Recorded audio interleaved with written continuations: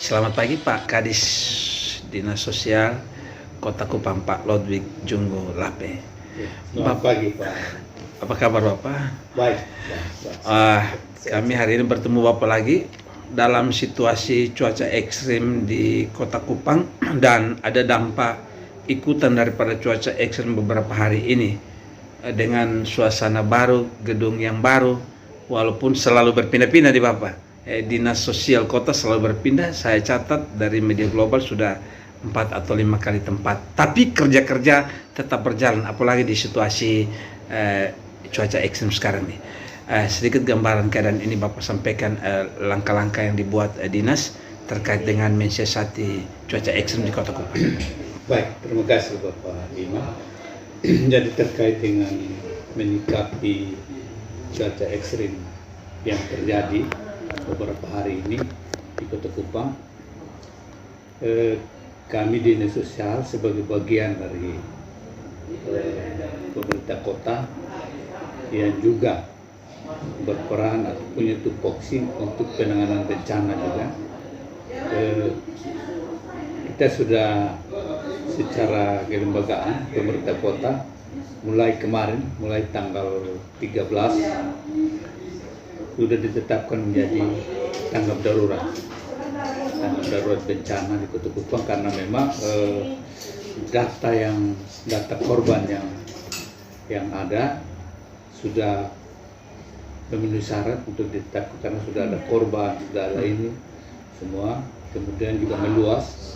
Nah, cuaca ekstrim ini selain ada misalnya korban badai rocks yang air pasang naik, ada longsor, ada angin puting beliung, juga ada rumah-rumah yang rusak, menyebar. Oleh karena itu pemerintah kota sudah menetapkan kemarin tanggal 13 sampai tanggal 19, 7 hari ke depan. Nah, langkah-langkah yang diambil kami sebagai bagian dari tim yang ini punya porsi untuk juga penanganan logistik dengan beberapa instansi terkait. Langkah-langkah yang kami ini memberikan bantuan darurat. Salah satu kami prioritas pada tempat-tempat pengungsian warga. Teridentifikasi sampai dengan kemarin itu ada 3 tempat. 3 tempat. Yang pertama di SD Negeri Oiba 2, Kelurahan Batu Besi, kemudian 1 di Pasir Panjang, dan 1 di Bosapa di Masjid Al-Fitrah.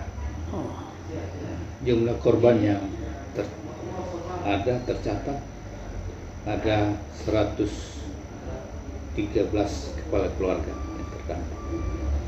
Nah, langkah-langkah itu kami sudah buat, sudah ambil, terutama pemberian bantuan darurat, bermakanan dan juga bantuan lain dengan berkoordinasi dengan termasuk dengan Dinas Sosial Provinsi, BPBD Provinsi. Kami sudah salurkan dan saat ini juga kami akan ini. Kemudian mendata secara menyeluruh, warga kita yang terdampak korban bencana di beberapa tempat. Sesuai laporan lurah, kami rapat koordinasi tadi malam bersama lurah camat dan beberapa OPD terkait dipimpin oleh penjabat wali kota, sudah ditegaskan. Dan kami punya peluang penyiapan cadangan beras pemerintah dari Kemensos sebanyak 100 ton. Oleh karena itu kami siapkan data dalam beberapa hari ini, dan sudah datanya siap, kami akan klaim bantuan beras itu dari Kemensos untuk disalurkan kepada warga yang terdampak bencana. Demikian. Ini kan sampai 7 hari kemudian kita perubahan iklim selalu datang pada saat yang kita tidak duga-duga. Nah, misalnya kegiatan ini sudah selesai 7 hari kemudian ada sebuah perubahan dan nampak lagi ikutan lagi, langkah apa yang akan dilakukan lagi sebagai upaya dinas untuk menanggulangi? Prinsipnya dinas mengikuti ketentuan yang ada. Dalam hal ini karena sudah tanggap darurat kerja bareng gitu. Oh, kerja Kerja bersama. tim. Kerja tim. Dinas ada bagian dari tim itu, Tim itu sih. tim penanggulangan itu, sehingga tim penanganan, sehingga menyesuaikan. Menyesuaikan. Siap. Nah, Siap. dasar untuk penetapan status ini kan informasi BMKG. BMKG. Betul. Manakala ada perubahan situasi berdasarkan informasi instansi berwenang dalam hal ini BMKG, Siap. tentu akan ambil langkah lanjutan, dan Pemda punya kewenangan untuk itu. Untuk itu. Siap. Ya. Nah, terkait dengan tanggung jawab masyarakat kita, situasi, informasi yang mereka dapat dari BMKG dan sebagainya, masyarakat kita cenderung menunggu sesuatu sudah terjadi dulu. Mungkin harapan Bapak Kepala Dinas terkait dengan masyarakat kita untuk melek terhadap informasi BMKG sehingga tidak terjadi dampak yang lebih berat daripada sekarang. Ya. Intinya memang masyarakat harus tetap waspada, ya. Tetap waspada dengan memanfaatkan informasi yang kami tentu harus waspada terhadap situasi yang terjadi bencana. Terutama sebenarnya di aspek mitigasi. Kan kebanyakan ini warga kita ada yang tinggal misalnya di tempat-tempat terlarang. Itu juga jadi persoalan. Bayangkan tempat jalur hijau misalnya yang tidak boleh pemukiman, tapi pemukiman di situ. Korban badai Robson misalnya, itu kan sampai di bibir pantai itu. Bibir pantai. Jadi ketika gelombang naik, ya terdampak langsung kena pemukiman itu, sehingga itu juga jadi persoalan. Selain juga aspek pengawasan, tentu secara kelembagaan pemerintah secara ini sudah melarang, tidak boleh tempat-tempat yang tidak boleh tinggal, bukan peruntukannya untuk pemukiman, jangan ini. Nah, faktanya masyarakat kita ada yang mau diatur itu, sehingga ketika bencana begini kan susah semuanya. Akhirnya energi yang kita harus pakai untuk urus hal yang lebih, kita terbuang untuk hal yang sebenarnya bisa dicegah. Aspek mitigasi ini menjadi penting ke depan. Tanggung jawab sosial ada, tapi melek terhadap regulasi pemerintah untuk tidak membangun buat pemukiman itu juga harus ada di masyarakat kita, Bapak. Harus ada kesadaran Kesadaran karena harus ada. Bagaimanapun yang merasakan langsung kan Masyarakat, iya. Betul. sudah tahu tempat terlarang, Masih masih di tinggal situ ya. Betul. Ketika kena bencana Ya, susah susah. kesana. Betul, Bapak. Baik. Memang dari sisi yang lain ya, punya kelemahan. Tentu kalau bertanya kenapa juga pemerintah biarkan kan gitu. Iya. Aspek pengawasan kenapa tidak jalan gitu. Tapi kan sebenarnya harus saling saling mengerti satu dengan lain, tahu porsi, tahu ini gitu. Tidak usah saling mempersalahkan. Kalau sudah terjadi bencana seperti ini kan yang susah semua terlibat di dalam itu, Pak. Baik, terima kasih untuk komentar Bapak pagi ini, dan salam sukses buat teman-teman yang masih bekerja hingga beberapa hari ke depan di Dinas Sosial untuk penanggulangan bencana akibat cuaca ekstrim di Kota Kupang dan sekitar ini. Sudah 100 kakak lebih, Bapak. 100 kakak lebih, itu kan cukup banyak, Bapak. Semoga yang mengungsi, yang terdampak lain. Oh, sebentar lagi pendataan. bersama camat. Oh, camat lurah. Itu akan ada lagi ada data akan masuk lagi. Masuk. Oh, baik. Dan itu diupdate. Ketika data itu masuk kan kita akan ambil langkah lanjut, termasuk pemanfaatan cadangan beras pemerintah dan Kemensos.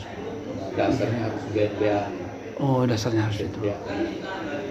53 kelurahan. 51 kelurahan, Bapak. Oh, kalau ada itu tetap di backup dari. Baik, terima kasih Bapak Kadis untuk komentar pagi ini. Sukses untuk Bapak dan kawan-kawan semua di Dinas Sosial Kota Kupang. Bapak Lodwig Jungu Lape, sarjana ekonomi. Tuhan memberkati Bapak. Shalom, Bapak. Iya. Permisi Ibu Femianti. Mari. Kursi. Masa Salura. Ya. Ini siapa Pak Lurah? Pak Lurah.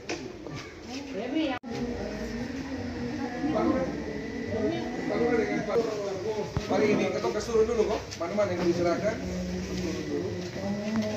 Bagi Abah yang terima.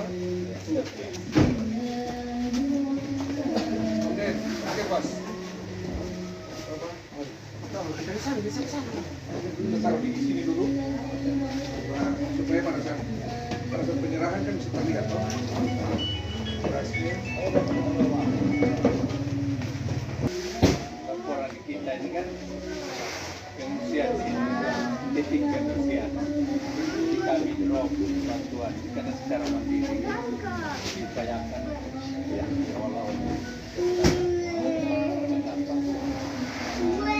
kami memang 7 hari ke depan. Jadi dia pun tekniknya itu biasanya hitungannya apa gram per jiwa per hari. Kalau 7 hari sudah Bapak ya itu aturan semua. Jadi kami tahu saya bukan bagi ini masak karena pengungsian lah. Mohon dimengerti ya. Bapak beberapa kami yang keterbatasan karena banyak ya kita Abah mari di sini. Mari ini warga yang lain bisa sekitar sini. Pak.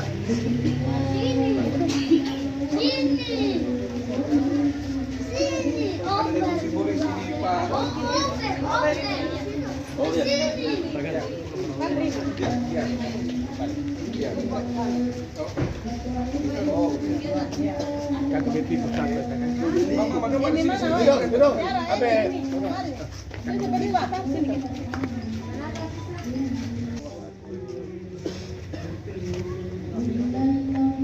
Titik sekolahnya di sini Pak ya. Kita punya dulu Bang. Kalau lapor video.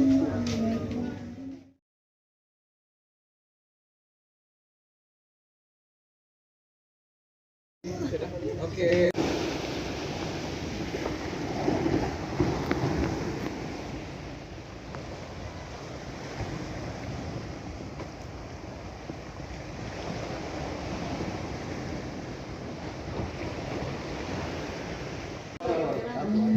Ini sama bawah dulu. Tiara maksudnya.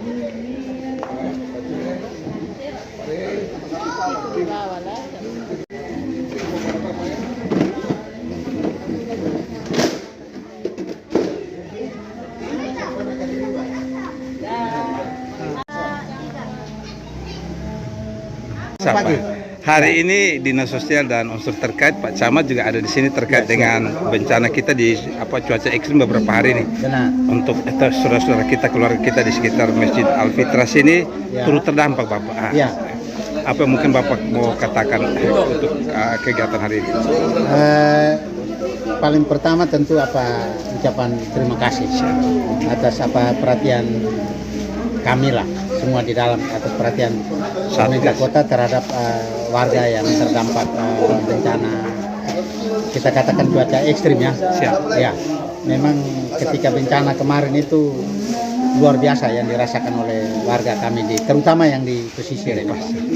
Sehingga memang walaupun ini ya terkesan agak terlambat sedikit, tetapi saya pikir ini belum terlambat, belum ada kata terlambat untuk kita saling menopang kehidupan masyarakat yang ada di kelurahan. Ini ada berapa kakak? Kemarin ketika saya baru melakukan pendataan itu baru yang terdampak roh. Sementara nelayan yang benar-benar terdampak katakan sumber mata pencarian seperti perahu yang rusak dan juga perahu yang rusak ringan, kemudian yang tidak bisa melaut selama selama cuaca ekstrim ini belum saya laporkan, karena kemarin ketika mau dilaporkan kita minta data kartu keluarga, hanya mereka semua pada sibuk ngurus perahunya. Amankan. Nah, perahu rata-rata semua mau dikatakan tenggelam lah begitu, direndam air, tapi ada juga yang sampai perahunya rusak parah. Ya. Dan itu hari ini saya harus bereskan itu untuk segera saya kirimkan ke dinas instansi terkait lah. Mudah-mudahan mereka juga mendapat sedikit bantuan untuk supaya bisa menyambung hidup ketika cuaca ekstrim ini datang di kita di Oesapa. Itu para masyarakat kita mungkin ada yang Bapak serukan buat mereka. Ya, himbauan itu tidak henti-henti kami sampaikan ketika paling pertama ketika cuaca ekstrim, memang kita selalu minta masyarakat itu untuk segera, terutama nelayan, segera mengamankan perahunya ke tempat-tempat lebih aman. Paling pertama itu. Yang kedua, rumah yang punya terlalu di pinggir laut itu yang terkena dampak ini, paling pertama adalah barang-barang berharga lainnya.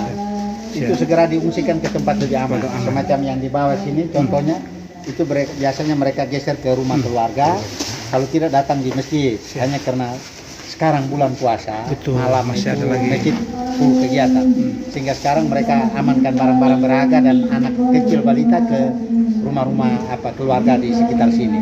Kira-kira begitu. Siap. Nah, Baik. Kepada pemerintah kita mungkin. ya, kepada pemerintah tadi paling pertama tentu terima kasih, kemudian ke depan tentu mungkin kalau di saya punya nelayan ini khusus yang di sini, itu memang di Musrenbang semenjak saya ada, kami menginginkan itu pemecah gelombang ada di depan. Ada di sini. Ya. Harapan ke depan. Itu semenjak saya ada dari 2019 itu selalu kami usulkan, dan baru-baru di Musrenbang Cam juga itu menjadi usulan prioritas yang kami angkat di P1 tuh. P1 lah untuk wilayah kelurahan Oesapa itu selalu P1 karena perhitungan saya jalan, fasilitas umum juga ada, kemudian rumah penduduk di sekitar sini juga banyak, sehingga kemudian perahu-perahu ini seperti Pak wartawan lihat sendiri yang ada semua parkirnya di sini. Untungnya kita punya mangrove yang masih sedikit anak, jadi bisa melindungi sedikit. Tapi kalau mangrove ini juga tidak bisa kita jaga dan sampai dia mati, maka saya yakin ini nelayan akan kesulitan mencari tempat tambatan yang aman ketika ada cuaca ekstrim. Kira-kira hanya itu. Soal kolaborasi dan sinergi ini ada TNI, kemudian ada dari benar. kepolisian daerah. Seperti apa kerjasama yang dibangun sampai dengan saat ini? Ya, kerjasama tentu yang paling pertama itu dalam suasana darurat itu. Siap. Itu saya punya Babin Kamtipmas, ini Babin Potdirga. Oh, Babin Potdirga. Bersama Babinsa juga, tetapi mungkin hari ini beliau kurang sehat, tabrak angin hujan beberapa hari kan gitu. Sehingga kami kolaborasi dengan Pol Air ini. Pol Air di wilayah sini kami selalu kerjasama untuk itu. Jadi ketika ada apa-apa pasti ya minimal berkontak lah. Kondisi kalau satu sudah meluncur ke sini udah, yang lain nyusul sudah, kita rame-rame sudah. Karena kemarin dulu kan waktu libur. Jadi kita rame-rame pantau ke sana bersama nelayan yang lagi menyelamatkan perahunya dari amukan gelombang itu.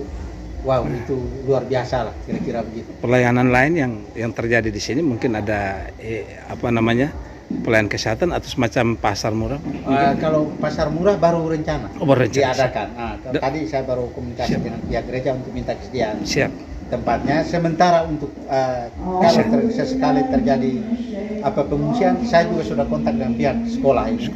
Yayasannya, ketua yayasan sudah hubungi dan mereka sudah mengizinkan sekolahnya bisa jadi tempat untuk persinggahan sementara. Pelayanan kesehatan juga jalan di sini. Dari kesehatan saya sudah kontak ke puskesmas juga. Bila ada kejadian mendadak, katakan ada yang butuh pelayanan kesehatan mendadak, mereka siap sedia untuk sini. Baik, terima kasih Pak untuk komentarnya bersama Global to Indomedia. Live TV event hadir pagi ini di seputaran wilayah pelayan Bapak. Kira sukses Bapak dengan teman-teman Satgas di tempat ini. Salam hormat, salam pagi, sukses.